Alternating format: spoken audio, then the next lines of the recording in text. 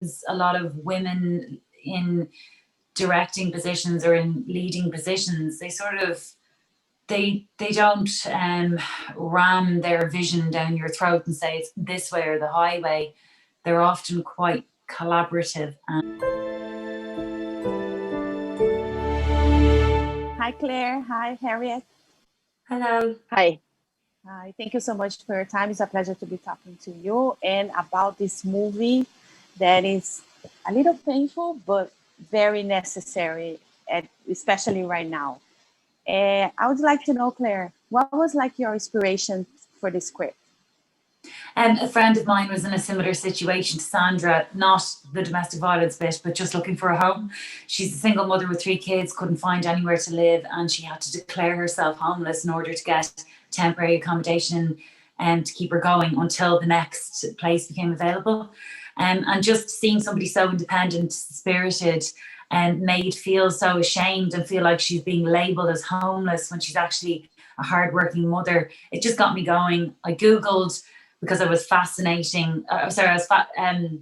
fantasizing that like she could build a house for herself and just kind of skip the queue, so to speak. And I Googled Self-Build Ireland and discovered that a man in Ireland called Dominic Stevens had built a house for himself for €25,000. And once I knew it could be done, it was like something went in my brain, you know. And then I had this flash of a story in front of my eyes, and that's Sandra's story that you see now. A woman getting out of a very bad situation, has nowhere to go for such a long time that she decides to go on this incredible quest to build a house for herself, and in the process builds a new life and community. And Harriet, your character Peggy, she's very like a guard angel. So what do you like the most about her? I think she does. You describe her as an angel. She's an angel in the sense that she helps somebody, but I don't think she's a faultless human being at all, which is what I like. She's a grumpy old lady, you know, and she doesn't really like the situation she's in. She's not in a happy place at the beginning of the film.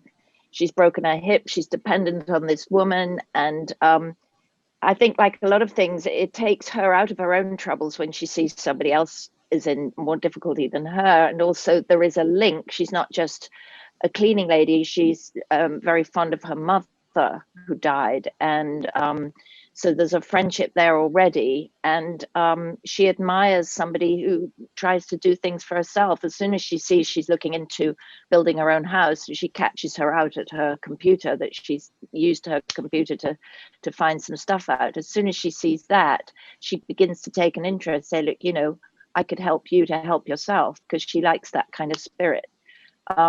So she's conditional in the way she helps, but at the same time, I think it's you know, normally speaking, we think of the homeless as these other people, this underclass or something.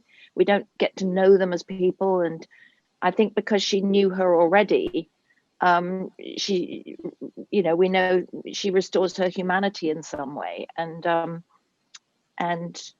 yeah, that's what I think. She does a great thing, but she benefits from it as well. She gets to feel helpful and useful at a time when she's not really liking herself very much.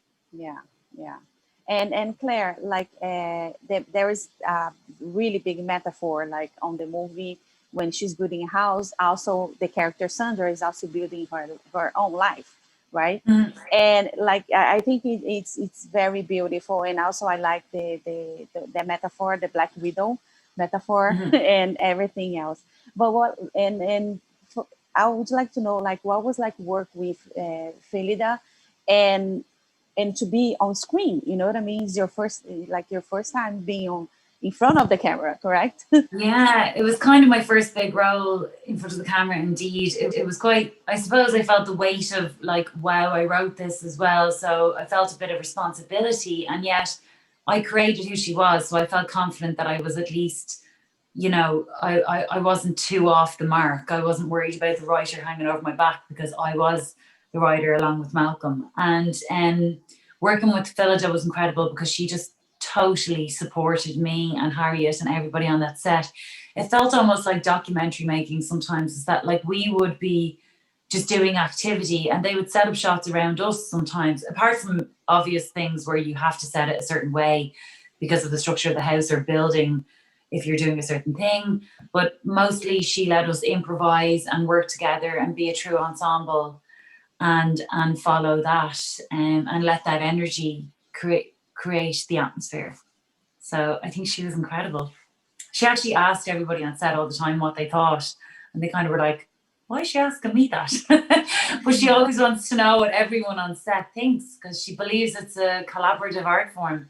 And that's the thing about, like, sometimes a lot of women in directing positions or in leading positions, they sort of, they don't ram their vision down your throat and say it's this way or the highway. They're often quite collaborative, and in Phyllida's case, I would say she's magnetic and quiet, and therefore like brings out the best in you in a gentle way. And before you know it, you're roaring, crying, or doing, you know, like you are doing these massive things, but she brings it out of you in a quite gentle way, I'd say. Yeah, that's awesome. Well, Claire and Harriet, thank you so much for your time. It's a pleasure to talk to you. And I cannot wait for everybody to watch Herself. Thank you. Thanks, Jana. If you like this video, don't forget to comment, to like, and subscribe to our channel right here.